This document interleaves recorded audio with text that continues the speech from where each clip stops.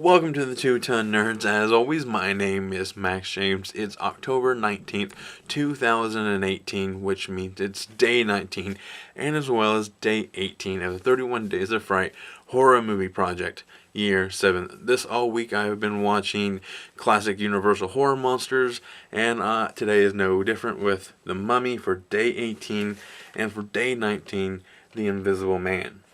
Now, I'm going to tackle one of these at a time, so I'm going to start with day 18, The Mummy, real quick, and tell you what you need to know, and as well as my initial response when the final credit rolled up on the screen.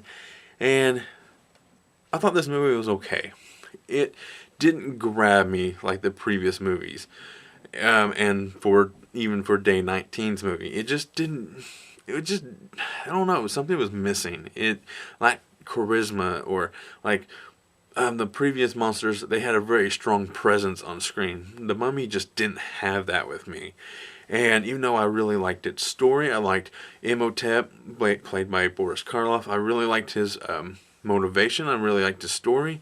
He fell for the wrong woman, and he got punished for trying to bring her back to life. And so hundreds of years later, he's brought back to life by an idiot who should have been reading from a scroll, and he ends up trying to just do the exact same thing over, and he ends up unsuccessfully doing it again, because even the ending to this movie was kind of odd. It just abruptly comes about. There was like no build up or whatsoever. It just happened. So that was kind of my another problem. Even though I still liked it, there was really good moments in this movie, especially that first 20 minutes of the movie or so, when they're like discussing what they should do with the mummy when they just found it. Because at the beginning of the movie, they just dug him up, and they just found like the scroll that would bring him back to life. And it was like, I loved that beginning of this movie. It was fantastic. The makeup, just the build up to all of it in the beginning, I wish it was more like that. I wish they would have kept that monster throughout the whole movie, that particular version. So I don't know if they do in the sequels or anything like that, but I wish they would have kept that particular makeup and that version of the monster throughout the whole movie, instead of him being younger, basically. So my final rating for The Mummy, it's still a 5. It's still a horror classic. It's good, but it definitely was lacking something compared to the other ones, at least in my opinion. For day 19, I was watching The Invisible Man. Now, before I jump into telling you what you need to know, I'm going to tell you my initial response when the final credit rolled upon the screen, and that was, I loved this movie. This movie makes up for what The Mummy didn't have, and that was the charisma of the main character. Because Claude Rains as the Invisible Man is awesome, because he is very quippy.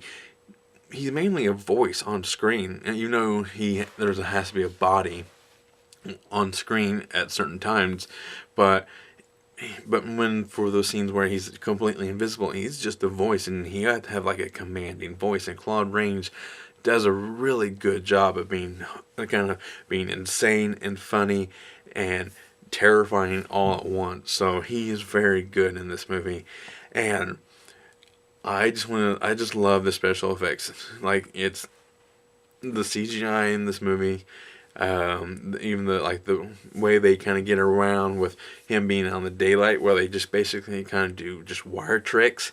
I love that. You don't see that very often in movies. At least, because if they would have done like this one scene where he's like running out in public and he throws a bike, that bike would have been CGI. So, but like, there's this really cool moment in the beginning of the movie where he is basically like showing himself for the first time to this crowd of people, and he's just like going like, "This is what you want," or basically, or whatever. And like, here's a souvenir. Takes off his fake nose and his glasses, and bandaging himself in front of this big crowd, and he is just like laughing and just being insane, and that's what I loved about it. So, now I'm going to tell you what you need to know about this movie, and first up is the plot. The plot of this movie follows the Invisible Man, Claude Rains. He finds a serum to turn himself invisible, but he cannot figure out how to turn him back to being normal. And in doing so, he is becoming more mad, insane, and he tends to kind of go the murderous route in trying to find a way back, because this serum is making him insane in the meantime. And I just absolutely love this story. So I know it's an H.G. Wells story, but I think it's done really well on screen. And I just love it. I just absolutely love it. I love the goggles he wears. I don't know. I just wish the Mummy was more like this. I know the Mummy is very stiff and but even the flashback scenes of the Mummy, he's very animated. He actually has some passion on screen, but he just, I don't know. I wish it was more like this.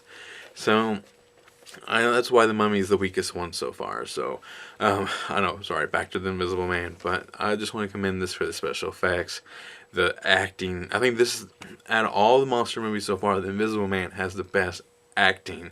So, and probably one of the better stories. So this one's actually one of my favorites. So it's not my favorite. I'll say that for one of the last days of the week. So, as always, I gotta get to my rating. Invisible Man is a 5. It's a horror classic. It's so much fun to watch. It's a good movie to watch towards the end of the month of October, and it's so much fun. I just can't get over the fact that this one's a lot of fun to watch, and I think it's a lot more fun to watch than Frankenstein Dracula because of the main character. While Dracula and Frankenstein's fun to watch because it's more horror, gothic, and this one doesn't have that feel to it, but it still has that insane mad scientist vibe going on. So, as always, my name is Max James, coming from the basement, and I'm going to go geek out.